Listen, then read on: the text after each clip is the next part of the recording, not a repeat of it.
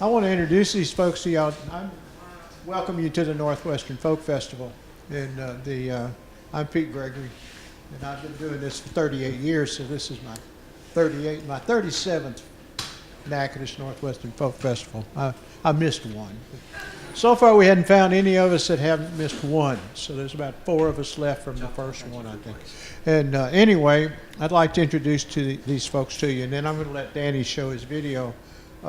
This is Miss Dorsey Ebarb Bronson and Danny Ebarb. And Dorsey's put together this kind of remarkable cookbook of her community's traditions. And so these represent the Choctaw Apache community's food traditions from Sabine Parish mostly. And she'll talk more about that in a little bit. And Danny brought you a kind of really neat thing from the community that if you grew up in North Louisiana, it may not be so unique. It may be different. And maybe after he shows the video, we can talk about if there's anything different about what Choctaw Apaches do to a hog and what the rest of us do to a hog. So, Danny, I'm going to let you start. Thank you. Well, thank you for the wonderful introduction. And whenever I start off a presentation, I like to start it off with giving thanks to God, country, and our first responders, the veterans that gave it all that we can be here today and enjoy this nice environment. And also I want to say thanks to Dr. Gregory, because 1971, 72, a classmate of mine, Donna Lester Sepulveda, and I are in class, and we're taking a course under Dr. Gregory, and Dr. Gregory says, Ebarb, Sepulveda, there's enough Native American blood in you that y'all could have your own Indian tribe. And we're like, really? He said, yeah, y'all could be declared Native American. And at that point in time, we had absolutely no idea of our heritage. And so that became a very long journey. Lester went on and got his PhD. I got to give thanks to Lester. And Dr. Gregory helped him get into Catholic University, and we helped get the Choctaw Apache tribe started. The two of us was sort of the formal beginning of us, getting it state recognized and all. And in August, maybe you didn't know, but I go from 40-something years ago of helping start the tribe to now I'm on the council. And a few years ago, my sister Dorsey, come on up here, sis. My sister Dorsey says, hey, I'd like to do a cookbook. I love my sister Dorsey. And so we started putting together some recipes. I'm the boss. It was an interesting thing as Danny got into our Choctaw Apache heritage to discover that we were just not Ebarbs. We are called Ebarbs, but we are Ebarbs. There are about 13 or 14 original tribal members. Well, the more research we did, we discovered that we had all really intermarried and originate from Jose Antonio Sepulveda was an early settler. Altaria Ebarb was an early settler. So there were only 2 or 3 men who kind of settled in the area, and then we all just kind of intermarried. And I was looking up in our family tree, there can be Michelle, Sanchez, Lafitte, Sepulveda, Rivers, Isranak. So those are all the tribal names. So we and others, we're all one huge family. But Dr. Gregory had the wisdom to think about, he helped with the Louisiana state recognition, which was huge. It provided a lot of resources so the tribe could do the research on their roots, because when I was born in 1942, we had no electricity. I was born with a midwife at my grandmother's house, and moved until the early 50s. We never had indoor plumbing. We used coal oil lamps. We originally got our water from freshwater springs. Then my grandfather had a well. But we lived in the Sepulveda Loop, San Michelle Loop, Ebarb, Noble, pretty isolated from Zwolle, Manning, and certainly Natchitoches would have been like going to Europe. But so we lived and we were self-contained. The people, come on in, y'all. And thank you for coming. We appreciate it very much. We've been waiting.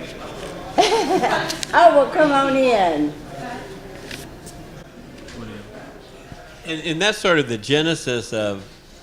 I was going. That's just to tell you, we were talking about Choctaw Apache and family roots, and that there are about 13 original families: Michelle's, Ebarb, Sepulveda, Sanchez, Manchac, Malmay, Rivers, and that we all kind of married cousins, hopefully not closer than first, but and originated from 2 or 3 early settlers. Would that be right, Dr. Gregory? Few more. Few more. Okay. Few more. He knows it all. In 1983, in the early 1980s, I decided to start Danny's video business. So I went out and I bought this video equipment. So give you a little time frame. And so a rite of passage, my grandfather, Dorsey, and then was always like taking his grandchildren. He had, 6 daughters. So he never had sons to share all the hunting, fishing, and preserving your life. And so, what's real popular today are modern day preppers of just being able to survive on your own. Well, I didn't really appreciate that until later on in life, and you realize my grandfather, him and my grandmother, they spent their night in a little shack, their honeymoon night, and they had to run the goats out of there. And from that, they saved and scrimped and put together over 200 acres of property. I'd like to have 200 acres anywhere, even in the swamp. And so part of what they did, this techniques to survive, to be self-sufficient. So remember the scare, the Y2K scare? Well, everybody thought, ha, ha, ha, ha, what happens? But when the lights go out, could you really make it today? And so you're going to see a picture of my grandfather at 93, my nephew at 13, and my grandfather, what I want you to watch in this picture, if you think of somebody 93, like kind of maybe nursing home, decrepit, creeping around, this guy is wearing us all out. And everything that they do is something that's been done in that community for centuries. So we're going to start the film. My mother's in this film. And you're going to see as the film progresses, more and more relatives gathering around. And this is like the way it's been done for hundreds of years. So we're going to play it, hit the light, somebody over there. And a young man that's learning how to butcher a hog, it's a generational thing with us, it's mine and my husband's son. I can't see a crazy thing with the scope, but it's so black. Huh? Right through here, What you gonna do about the scope? You kind of squat down, Yeah. like this. He said he can't see nothing with the Look scope. around, you shoot him better. Shoot. You had not used the scope. Get out of the way, dog. Get up. Let him stand with me. Let me cock it so it'll shoot. I'll tell you when he's coming. Okay. Oink, oink. When he looks up, Yeah, now, anytime. anytime, you have to wait till he looks up and shoot him a little above the eyes. Got him at first shot. Put your gun on safety. Get out of there. Mother, Now. get back. Now, you see what he's doing to it? Look. He's got to stab him to get the blood. So it bleeds. You see? Come over here. What's he gonna do, let him bleed to death? Well, you got to let it bleed so it bleeds. So the blood won't stay in the meat. Yeah, the blood will stay in the meat. That's bleed. Why didn't tell your daddy you killed one? I mean, your first shot. Dropped him like a rock. Boy, wasn't no squealing that time. Danny, come get some blood in the film. Oh, I'm getting it all right here, believe me. Wallowing in that blood. You want me to help you there, pull them out? You got your gun unloaded? No, I'm gonna shoot a pine cone. Empty it. Just go ahead and round it off real fast. Empty it. Let's go one Just shot. empty it. Damn. Come on, Josh. We'll empty the gun. Let's go. Good job. That's a good home. Hey, Josh, give me the gun and grab the hog. I don't believe they got no ribs. Yeah, you can help Papa drag you home. Yeah. Good catch. I got it. Catch it by one leg. Never dragged a hog. Oh, man. Everybody grabs a leg and takes it. Let me help you. He's a goner. Tell you what. I think the picture look better for Papa and drag. Yeah, like Geraldo Rivera. You should have got back here when you see the home. Oh, I will. Get out of there, puppy. Except the damn hole named Marty like it broke my ankle. Get. Blow. Get. Why'd you do that? Don't you try to bite me because it'll be late. I'm tough. Bullet in him when he Shit. As easy, Joe.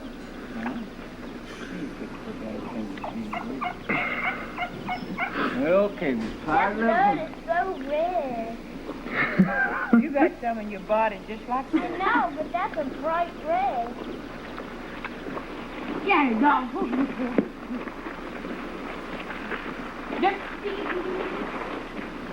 to get you this damn pig. I want a horse. Danny, maybe she got Maria one of these. She could have rode one of these instead of her horse. And didn't hate it. Oh, yeah. Good. Is the water ready? Yeah, Bonnie's Water I heard him You can stop it right kill one with a hammer and hit the nose. Just about? Gave him a... Yeah, might recognize that. So what we're going to do is we're going to play the video, stop in different sections. So this is a rite of passage for a 13-year-old boy that was raised in a very nice area of Shreveport and now is in a very rustic, rural setting. Is that fair? Kind of, you know? And take a look. I mean, he's getting lots of directions, and I was, I wanted him to squeeze off the last round in the gun because gun safety is a semi-automatic. The second one had already loaded, and I didn't want to get shot filming this, okay? And so my mother, like she did with me and her other children, is giving him directions, and he's getting a lot of directions. Josh, do this, and Josh, do that. And then that picture of a 93-year-old guy and the 13-year-old young man dragging that hog up a hill, and they stopped. That's like a 200-pound hog, I'll just tell you. It's just dead weight. And that area where they were dragging it through a fence, those trees, their house was back there. It was nice and cool in the summertime. It was a very cultural center. You'd go there, have fried bread and hot steaming dark coffee, all boiled up. And this pot you see with the big flame on it, grandfather had that cut up early on, had the water boiling, and look how straight he is at 93 years of age, Something to shoot for. Self-sufficient, 93, doing what he wanted to. Never had a plumbing problem, by the way. Never called a plumber. He just moved the building over a little bit more. And so, anyway, we're getting ready to show you... Go ahead. How to scrape a hog and Justin, the community. this is my dad. All over your chin and your cheek. Right here. Oh, I was just okay. Okay.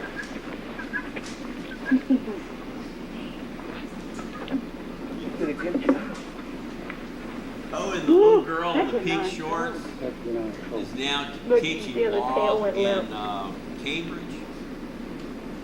Cambridge, England. You never know Nobody what needs to meet him. Oink, oink. I'm glad barbecue and whole ribs before, That's right. then sit down out there in that shade. I'm gonna pull on them ribs like playing juice hall. I love it. I love it. Woo! Well, about it. Summertime, they don't have a lot of hair. They clean real speak in quick. a little bit. You heard my mother. When my That grandmother whole- was he little, they wouldn't said eat she much spoke but that gibberish. for a Now, they long couldn't time. understand Then he her. started eating the And food. so He had when a you're all tongue. colloquialized in a certain area for a long time, you develop your own colloquialism I and believe your them two accent. back. Been too fast. Got a good nick on it. I'm gonna give you that head to make tomorrow and cut it. Okay. Cut kind of vegetables. Not really do it. Spot. Huh? Where'd it go in? We'll scrape the clean here. What is it? So it's a big thing. He wanted to see where the bullet went. Pulling out and you shoot up. And they're telling me how when I go to cut the head off the hog, a short cut or a long cut. Get above. So how many more tamales can you make out of it?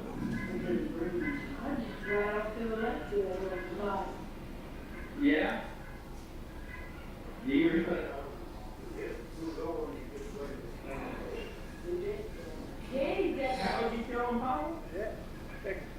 Sledgehammer, used to have one of them pole axes, we call it. That's what you kill them with, them pole axes. You just hold back. Danny's got the hit little it with a hatchet. pole axe? Yeah. You know, single bit pole. Yeah. Danny's got that hatchet. Man, with that pointed in like an arrowhead. Whew, couldn't get that thing out of his head. I can tell you what the man.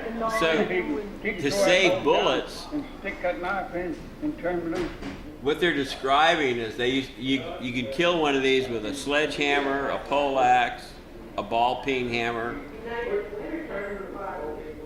When I was about 9 years old, I watched my mother climb in a hog pen with one of these big old hammers, and she reared back and hit that hog between the eyes and dropped it dead. They don't make a lot of women like that anymore.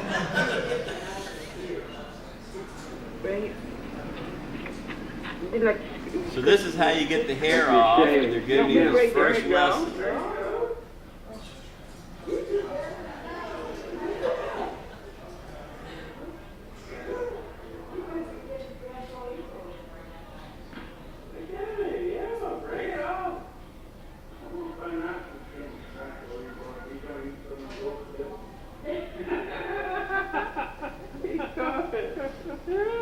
see when hair quits coming off, you have to put more water.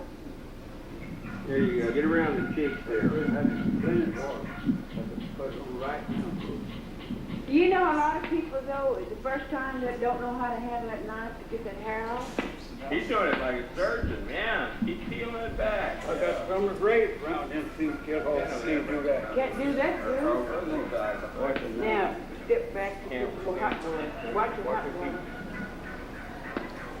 To say this is boiling hot water is an understatement. I mean, it's like steam being poured on that thing.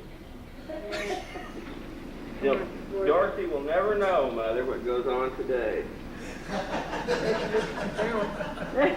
Women put their more for you. You haven't really figured out what we know. So once you pour the water on the hog, then you let it set for a few minutes and you test to see if the hair comes off. If you notice, the rest of us are standing around watching my 93-year-old grandfather do the work. Go to it. Go to it. You have to hold the Both knife of at them a are particular angle or it cuts right through the hide. He gets those long arms. He can reach and shoot. Daniel, you became the filmmaker instead of the high scraper. Yeah, I got out of that. This is stinky, nasty work, but it's great taste. We're gonna work together. So me, Chris, so all night I'm going to put that thing on my legs and I'm looking for that. Yeah, they're going to So you have the trainee, and then we got to like kind of speed the process up because it's kind of a warm day. Not that I had a tennis match or anything, but Big. you can fast forward it now. Go tell her to turn it off. We lost our. Mother, you can tell her. You might want to point out the water well, which is in the back. What's turned off? Yeah, if you've never seen a water well, this one is like put together Watch it like the camera. whatever boards, material they can find. They cut all their own stuff. And Get it, cricket. Watch it like the camera. I don't think she wants a 50-50. Well, You know. and they made use of everything. Somebody's bathtub there, that black pot in the back, that was like they did laundry, made soap, fried cracklings. Mama will like that. You can see her. You got these knives ready, Pop. Oh, I know. What, baby? Is it your mom's dad? Yes. Like 4 generations right here. It's ready.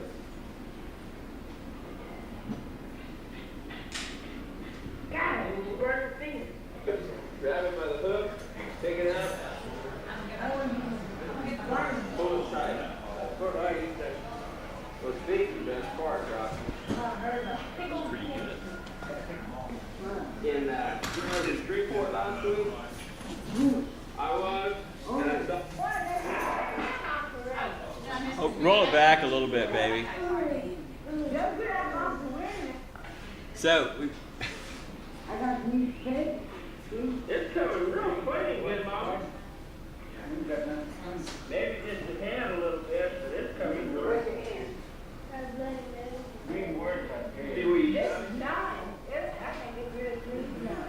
Look where it shot him, right between the eyes. That's a perfect spot. a lot of encouragement for a young man, you know.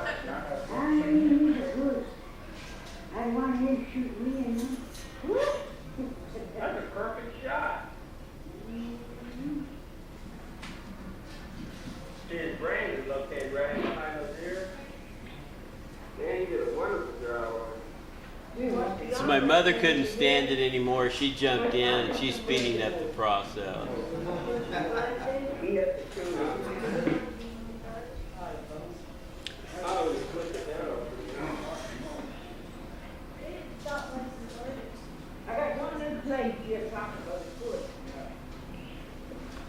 Go out here and do that. The reason you gotta, Smell down? So I tell you, y'all, you say you. Hey, good mama? Good mama. so you want to get the feet clean because they're eating everything on here, okay? Everything but the squeal gets processed. Out in the cotton field, they had some Mexicans out there chopping cotton. And I think that's good bag for you. I'd like to see that something called. Yeah. I had about 6 of them with a hose. Can you move it forward just a little bit? Now he's using a real hose. I want you to proceed to get it out here. Yeah, just I moved it back. Yeah. Get it out here to get home. a little more, yeah. Oh, that's good. Here comes my aunt. You heard my grandmother. Okay, back it up just a hair. Yeah. Yeah. Okay. This is how you cut a head off a hog. Here, John, this is the way you did it. How many years back can you be? Learn. Yeah, I get Oh, well, you in the 8th grade. Oh, that's my five. So you grab it by the snout. 9, 10, 11, 12. What? After you get it, John? You grab it, get Let him do that. Yeah. Just start cutting. You'll see the joint. I tell you what, Bam. That's the hot tamale bucket right there. We didn't lose anybody on that one, did we? So my aunt showed up. She's giving directions. Grandma's giving directions.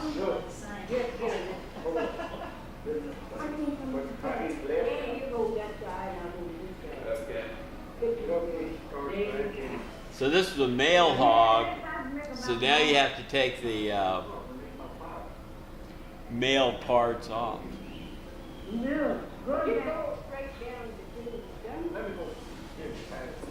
Okay. Alright, let it rest. Let's roll it over. That's what we're gonna do, Josh. But take a little more. And you come right down here. You gotta grab it. This is the penis. You grab the penis. No, you don't get there's a vein in the urethra. You gotta take it out just below skin level. Yeah, if you cut, you need urine all over the place.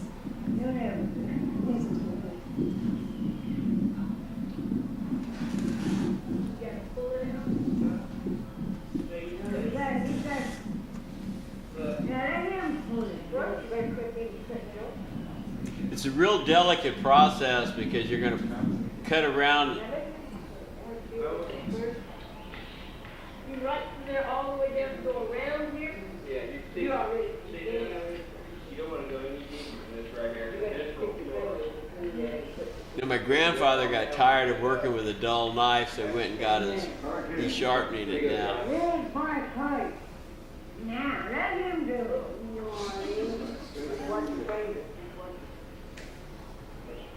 Keep saying, let him do it. Come on. And Evie.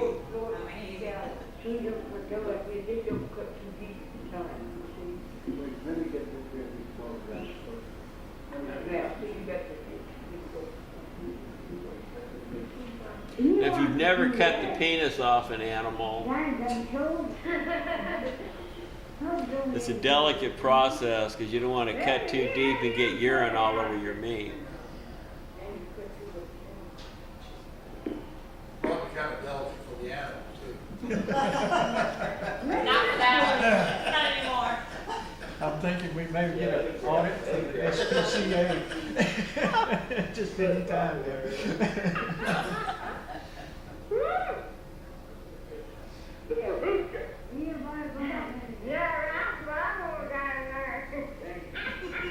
You just in time, huh?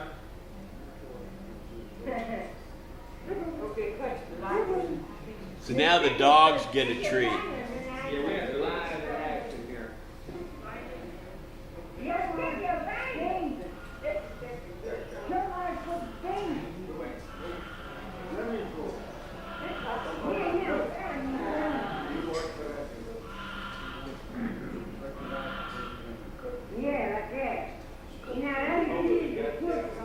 That's my Aunt Evie, who went to work at a plywood plant at 55, met the love of her life. So you can never, two virgins got married at 55. So you never say it's never too late. What happened to it? Sweet that play basketball. It's looks like a severe.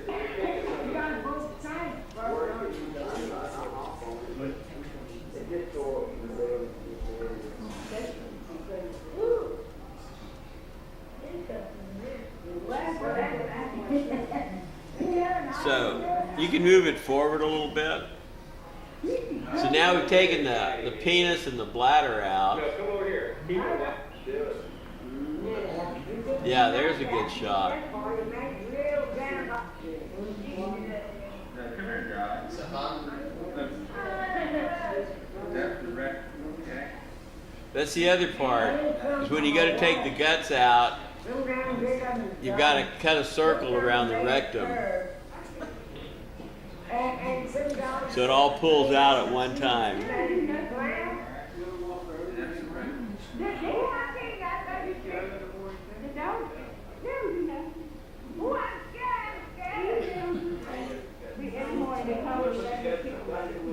If you can interpret the dialect, you're doing good.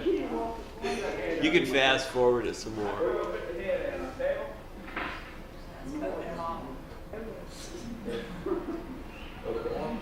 Yeah. I didn't tell that much. That's cause he got some trouble. Is that good or bad for? It got nothing to do with That goes in your, it. that's what you call black. Why didn't you then go get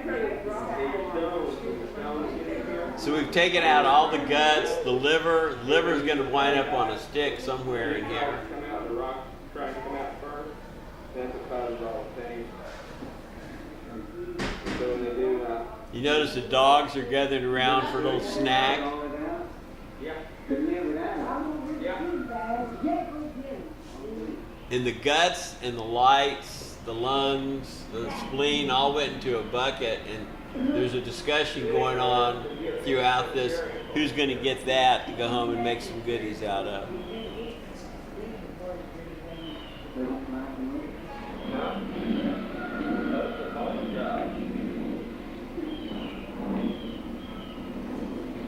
What, mother? You talk about the person had the heart stuff. Yeah. I bet he did it. Come here, I'll show you. You want me to show you heart surgery? He went to get some bags. What is that? When you have a heart bypass, you know these little veins in here? This is the major artery, right there. So when you have an uncle that's a drug rep, you get to do things like this. And they take blood vessels out of your leg. See that? When that little vein is blocked, they'll come in and they'll put what they call a bypass, and they'll just loop over just like plumbing in here and there. So you can move it forward a little bit more before I get hit for practicing medicine.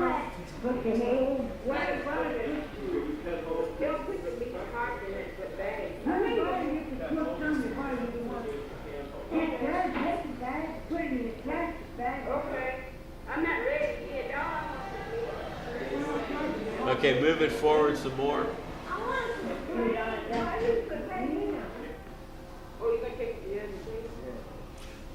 Okay, at this point, I'm cutting handholds.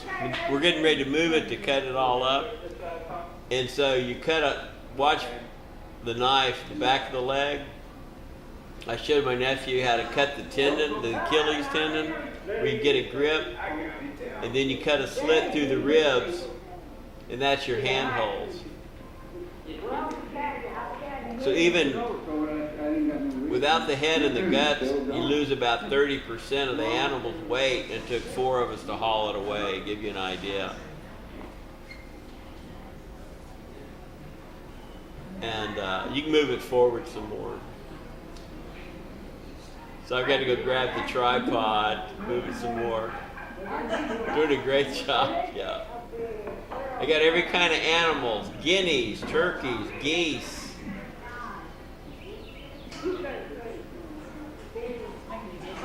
Yeah, you can move it forward some more.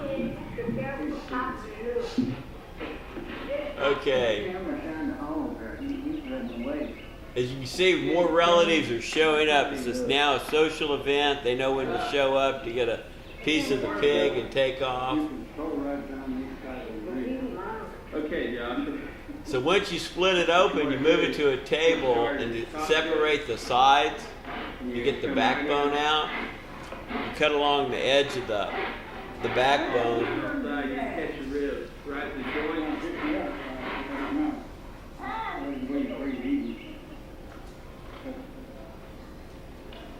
That's great. Yeah, my brother and sister show up.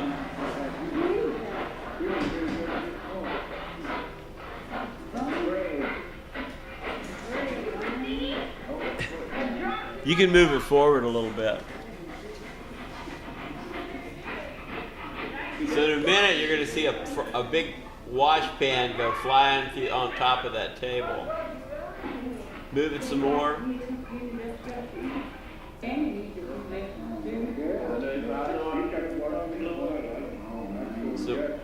So what we're doing is in one of the recipes, every cut of meat in here is in the recipe book.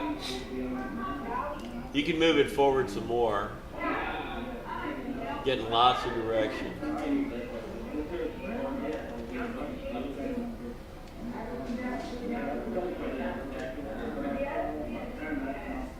Here comes Mother. every bit of this hog now is going to wind up in that wash pan. It's going to be rendered down. You can move it forward. And my good grandmother's wood stove's already fired up, and there's going to be fresh fried pork, which is absolutely fabulous.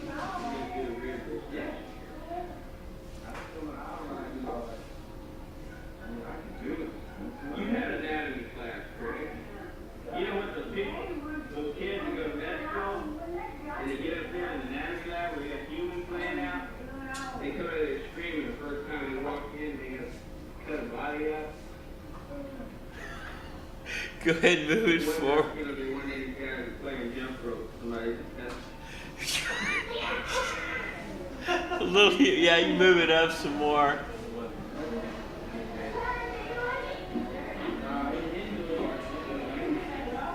Keep going. Yeah, keep going.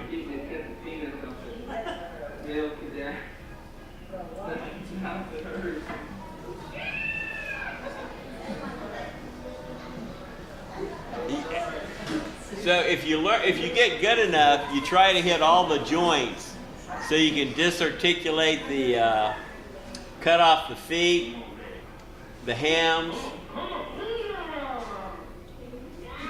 Little sound effects for my niece and nephews over there.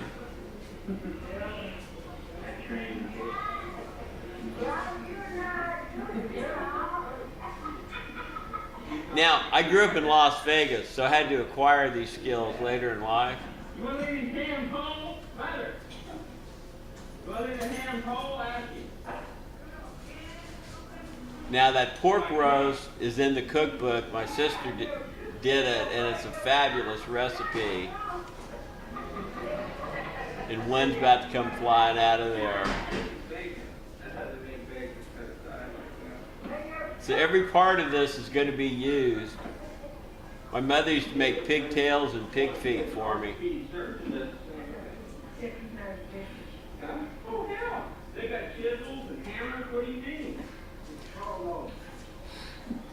And the young lady in the forefront here is my sister Susan, who now has a master's plus in education and teaches in Sabine Parish. And graduated from Northwestern. Yeah, we're all demon power. We're all demon power here.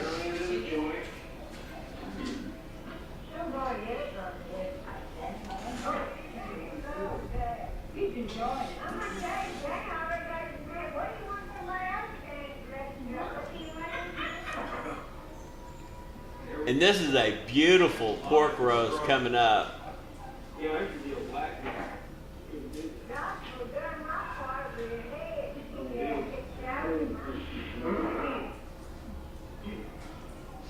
Watch this. If you took that pork roast right now and baked it, most fabulous flavor. You can move it forward. Keep going. As you can see, the pot's just full of meat now. But you got all these people that have shown up. Dogs are licking off the extras. And the little baby in the upper right-hand corner, she is now a chef in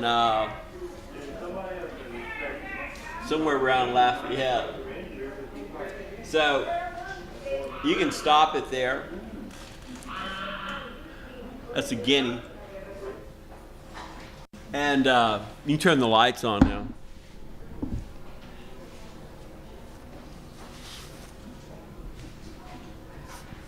So anyway, is that a little different?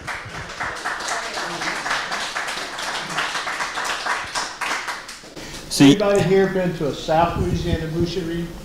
To a Cajun boucherie? You don't do it like that, right? Well, Some of it? You don't do it like that in Morehouse Parish either. I've never seen their whole butcher like that. Yeah, no, I grew up in North Louisiana too. You know, we did it a totally different way. And one of the things here that they do is put it on the table. And nobody up here does that. You know, they hang them up. And I've never seen hang a them water up. on the pig. Yeah. And the other thing they didn't do was to save the blood.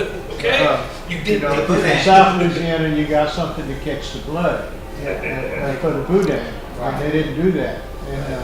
And in North Louisiana, they don't do that. So Feed the dogs.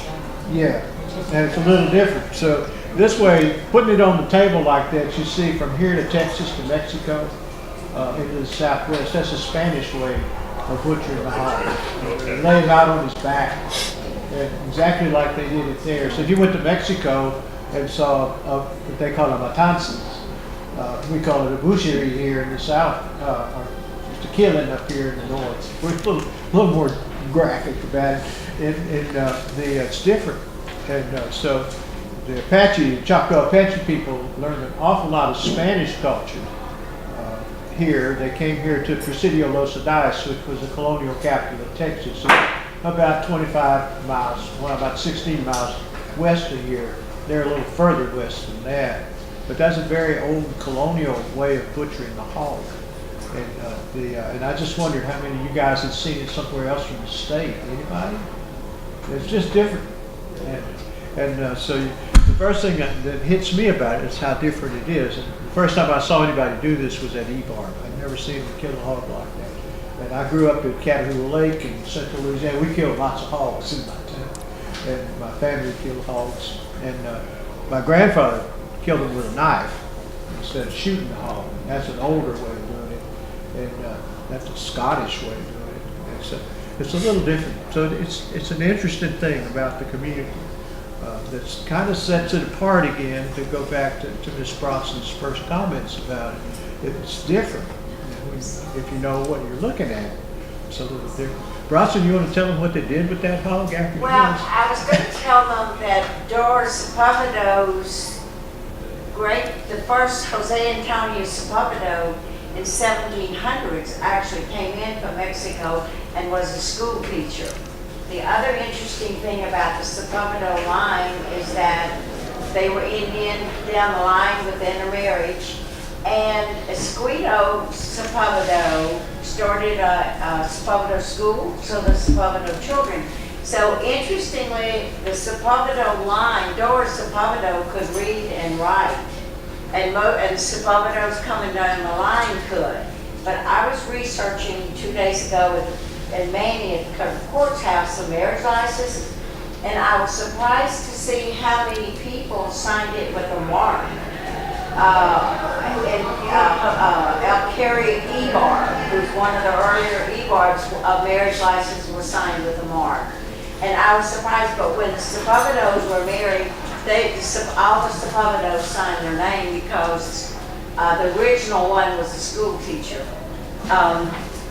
But as far as collecting the blood, normally on this particular day, with our son being down there, and he came down as a child and learned it's a generational thing. So it's important for me to have this cookbook to share with generations. But I worked in the fields as a young child and grew up with no coal oil lamps and water springs, so I wanted my son to learn all these things, and he did. But normally, on most occasions, they collected the blood, and they made blood sausage. And it's, they did. I just saw a thing where they were making ice out of the blood. Ice out of it. I didn't know. I hadn't seen the I ice. had never heard of that, but I just came across that the other day. I thought, yeah, not this area, but it is a delicacy. So the first stuffed punch, as my grandmother would say, they'd take the hog's stomach. So you wonder, like, what do you do with a hog's stomach? And so they wash it all out. And I'm a vaccine specialist now for Merck. So when I see this in retrospect of all the gutting and the hair and everything else, it just can't get quite clean enough for me. So. But they'd wash out the hog stomach, they'd take the lungs, the lice, the kidneys, grind it all up, add the blood, the fresh blood to it, stuff it with lots of garlic and red pepper, which I think the recipe's in the book. And then they'd seal off the ends and they'd boil it, look like a football, and then they'd bake it. And you'd slice it up, and it is very powerful. I mean, gives you a lot of energy. So if you want to live a long time and look great, I mean, my grandmother is 88, I think, in that picture. Granddad, totally self-sufficient, okay? So, you know, when you get like all city-fied and all those country folk, hell, there wasn't anything out there that they needed to go to the store for. They could go get, you want eggs? You go over there to that little rickety building and reach your hand up underneath there. They had totally self-sufficient. And go ahead, They took Seth. the hog head and they made hot tamales out of it. And they would take the hog head in those days and put it in a pressure cooker. And then grind it up. So from that hog, they used a hog head for that. They would make the blood crunch. They would take the backbone and make a backbone and pork red pepper stew. They would fry meat. They would make cracklings out of it. They would save the grease and put it in a jar or pan and save the grease. And you know, it was sitting out on the cabinet. They didn't bother to put it somewhere and put it in a spring. So it sat out of the cabinet. The grease they used to make their biscuits with, to fry other things. So truly nothing was ever wasted, like Dr. Gregory said. And I do want to say one thing. Without Dr. Gregory, none of you all would know about the Choctaw Apache. Nobody will have ever heard about Ebarb, Louisiana, and the uniqueness of its people. So we really owe a lot. Actually, this all started because I had two obstreperous students in back row that kept asking questions. They took a course in North American Indians, and finally they asked the question they came to get answered. And they said, "What kind of Indians are we?" And I said, "Well, you know, the answer to that question is you got to go back home and you got to talk to the old people and ask." I said, "It's a simple way to get an answer." So Lester Sepulveda, that Danny talked about earlier, came back in a couple of days, and he said, "I found the old man, and you need to come talk to him." And I said, "Well, we'll go see the old man," and Mr. Beto Cassidy. And so we went to see Mr. Beto, and Mr. Beto said, "You know, I'll tell you, but I'll tell you in Spanish," which was fine with me. Lester didn't know him in Spanish. And so he said, "So I'll tell you about us." And so he told me where his family came from and how they got there. And he told me they were Apache and that they came to this part of the country from Texas. We still didn't know when they came exactly, and different families came at different times. And then there's Apaches in Louisiana. Well, that's the southwestern tribes, Texas and New Mexico. And so we've started these lads here off chasing their ancestors. I just watched, you know, and it's been a real pleasure to watch and work with them. The community's still working on this, like Bronson was telling you. Their quest is a remarkable thing to watch in and of itself. And so they're one of the so-called unrecognized tribes. And there are about 700 groups of people like this in North America, we think. That are tribes that never got acknowledged by the United States government. They never had a treaty with the United States.